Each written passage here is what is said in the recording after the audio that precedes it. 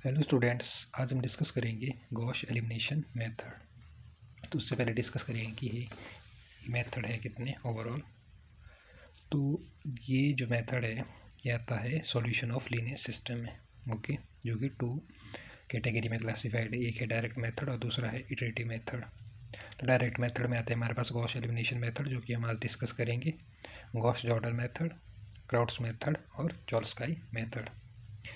Iterative method में आते हैं हमारे पास Jacobi method, Gauss Seidel method, SOR iterative method.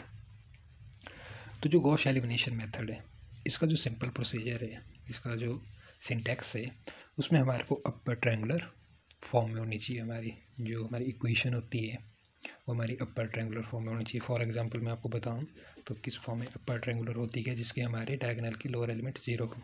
जैसे फॉर एग्जांपल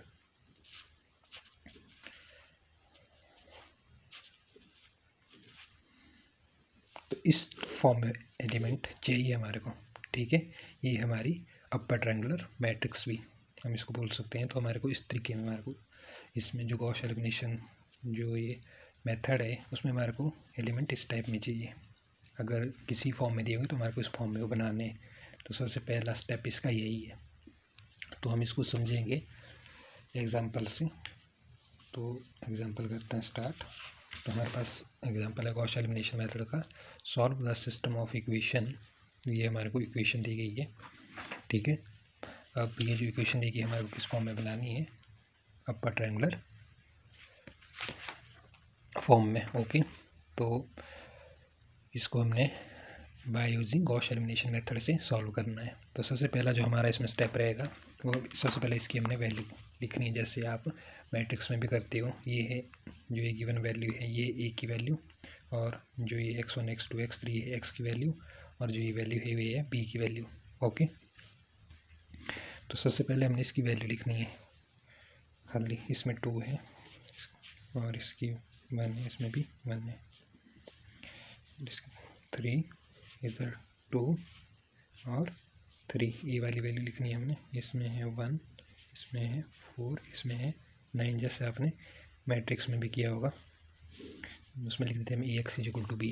तो हमने इसमें a की वैल्यू ली और b की वैल्यू ली, x की वैल्यू नहीं लेंगे। 10, 18, 16, ओके। अब हमारे को जो इक्वेशन है इसको हमारे को किस फॉर्म में बनाना है, मैंने बताया था अपर ट्रायंगुलर फॉर्म में, ठीक है। तो वो कैसे बनेगी, हमारे जो ये है ये एलिमेंट, इसको हमारे को 0 बनाना है। तो इसमें सबसे पहले हम इंटरचेंज करेंगे। जो हमारा फर्स्ट एलिमेंट है इधर, वो हमारा 1 होना चाहिए, ठीक है। तो इसमें हम ऑपरेशन लगा देंगे कि जो R1 को इंटरचेंज कर देंगे R3 में, R1 इंटरचेंज R3। तो हमारा जो फर्स्ट एलिमेंट है वो 1 आ जाएगा, ठीक है। बाकी हमारी ये 2 ये हमने 0 बनाने हैं इस फॉर्म में, अपर ट्रायंगुलर फॉर्म में। तो इसमें हमने ऑपरेशन लगा दिया तो ये इंटरचेंज हो जाएगा। देखो अब R1 की जगह R3 आएगा, हमारा R3 की जगह R1। तो ये सेकंड वाली जो हमारी रो है वो एज इट इज़ रहेगी। इसके एलिमेंट इधर आ जाएंगे, इसके इधर आ जाएंगे। तो इसको लिखते हैं हम 149 हमारा फर्स्ट पे आ जाएगा। हमने ऑपरेशन लगाया इसमें, सेकंड वाला एज इट इज़ 3 2 3 और फर्स्ट वाला थर्ड में 2 1 1, ठीक है। हमारा फर्स्ट एलिमेंट बन गया 1। अब हमारे को बनाने हैं ये 2 एलिमेंट, 3 एलिमेंट 0। तो इसमें भी ऑपरेशन लगेगा हमारा वही, तो इधर आ जाएगा 16 18 10, इसमें भी वही ऑपरेशन लगा, ठीक है। ये हो गया हमारा फर्स्ट ऑपरेशन। अब हमारा सेकंड क्या है, हमारा सेकंड स्टेप इसमें हमारे को ये 0 बनाना है। तो इसमें हम ऑपरेशन लगाएंगे, किस तरीके से ऑपरेशन लगा सकते हैं हम, R2 gives R3 minus 3 time of R1। अगर हम इस तरीके का ऑपरेशन, क्योंकि R2 की वैल्यू है 3, तो R2 की वैल्यू 3 होगी माइनस 3 टाइम ऑफ R1, तो ये हमारा 0 बन जाएगा, ठीक है। पहले हमारे को 0 बनाना है, ये बन गया। अब इसकी बारी करेंगे। इसकी बारी के लिए हम क्या कर सकते हैं, R3 minus gives rise R3 minus 2 time of R1, ठीक है। देखो R3 की वैल्यू है 2 माइनस 2 टाइम ऑफ R1 जब हम करेंगे तो हमारे पास वैल्यू आ जाएगी 2 माइनस 2, वो भी आ जाएगी 0। तो ये 2 वैल्यू हमारे यहाँ से 0 बन जाएगी, ठीक है। तो ऑपरेशन जब लगाएंगे तो जो फर्स्ट की वैल्यू तो हमारी एज इट इज़ रहेगी, ठीक है। सेकंड की वैल्यू देखो R3 की वैल्यू थी 3 माइनस 3 टाइम ऑफ R1, तो आ जाएगा हमारे पास 0। R2 की वैल्यू है 2 माइनस 3 टाइम ऑफ R1 की वैल्यू है 4, तो यह आ जाएगा -10। अब R2 की वैल्यू है 3 माइनस 3 टाइम ऑफ R1 की वैल्यू है 9, तो यह आ जाएगा -24, ठीक है। इधर है, अब लगाएंगे R3 पे, रो 3 पे ऑपरेशन लगाएंगे, तो देखो R3 की वैल्यू है 2 माइनस 2 टाइम ऑफ R1 की वैल्यू है 1, तो ये आ जाएगा 0। R3 की वैल्यू है इधर 1 माइनस 2 टाइम ऑफ R1 की वैल्यू है 4, तो ये आ जाएगा -7। अब R3 की वैल्यू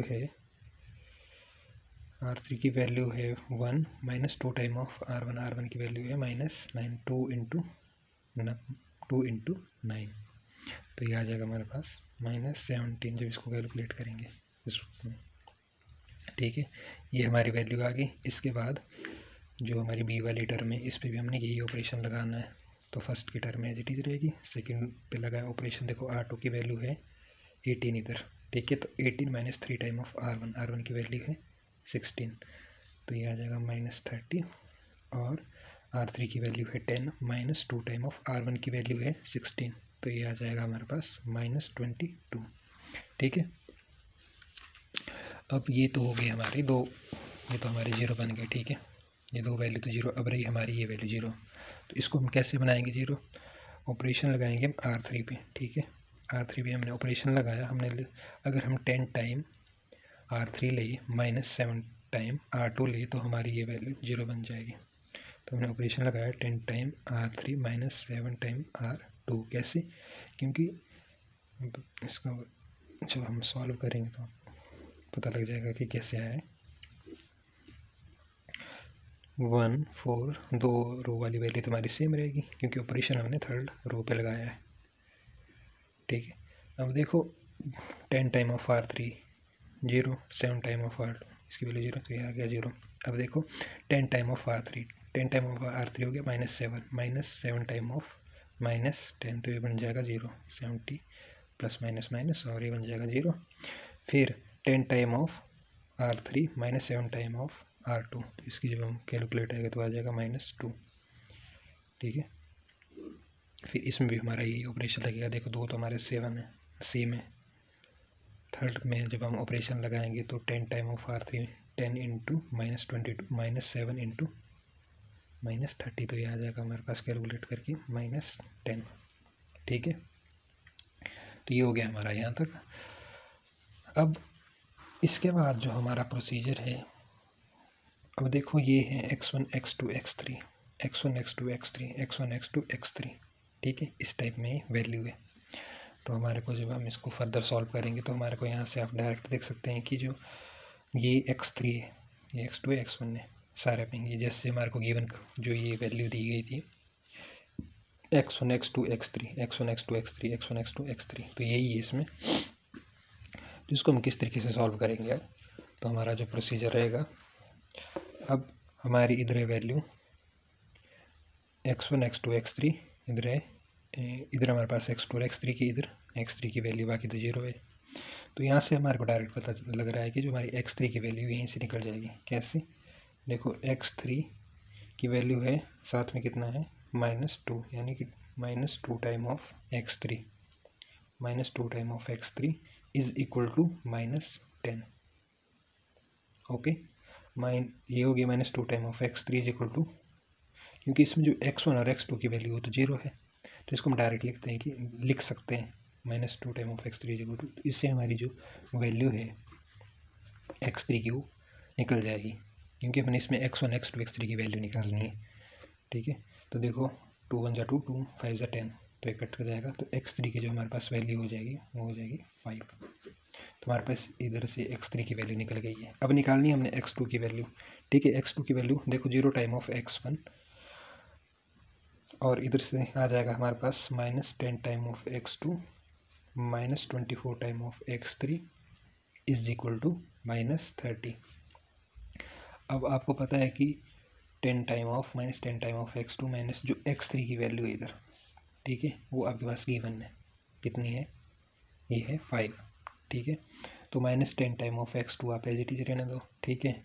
-24 और इधर हमारे पास कितना आ जाएगा, x3 की वैल्यू थी 5, ठीक है, इज इक्वल टू -30। ये हो गया।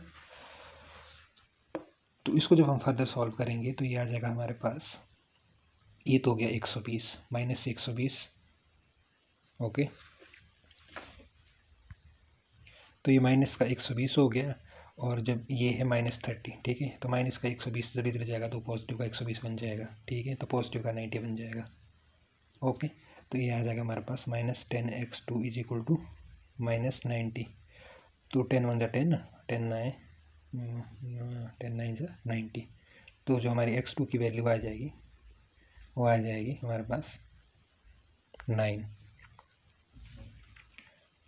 सॉरी, इधर पॉजिटिव में आएगा, क्यों, क्योंकि जो हमारा ये 120 आएगा नेगेटिव में, ठीक है, इसके बाद ये चला जाएगा पॉजिटिव में इधर, तो ये +120 हो गया। तो -30 + 120 हो जाएगा +90। तो ठीक है, तो -10x2 को जब 10 इसके अपॉन में चला जाएगा माइनस का, ठीक है, तो हमारा -9 आंसर आएगा, ओके। तो x2 की वैल्यू होगी आपकी -9, ठीक है। अब आएगा हमारे पास x1 की वैल्यू निकालनी है हमने। x1 की वैल्यू कैसे निकालेंगे हम, देखो ये है 1x1 + 4x2 + 9x3।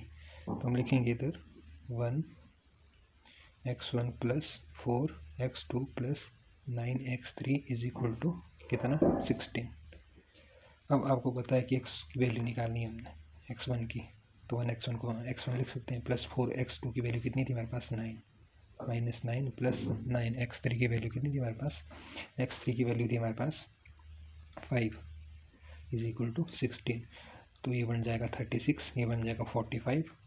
तो -36 + 45 में आपका आ जाएगा 9, ठीक है।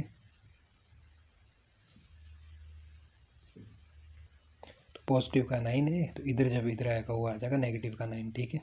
इधर पहले पॉजिटिव का जब कैलकुलेट करेंगे, देखो 9 जगह हो गया 36, माइनस का 36 + 9 = 45, तो ये आ जाएगा पॉजिटिव का 9, ठीक है, और इधर आ जाएगा माइनस में, तो ये बच जाएगा हमारे पास इधर 7 पॉजिटिव का, ओके। तो जो हमारी x1 की वैल्यू आएगी वो आएगी 7, ठीक है। तो इस तरीके से आप फर्दर लिख सकते हो कि जो हमारी x1 की वैल्यू है,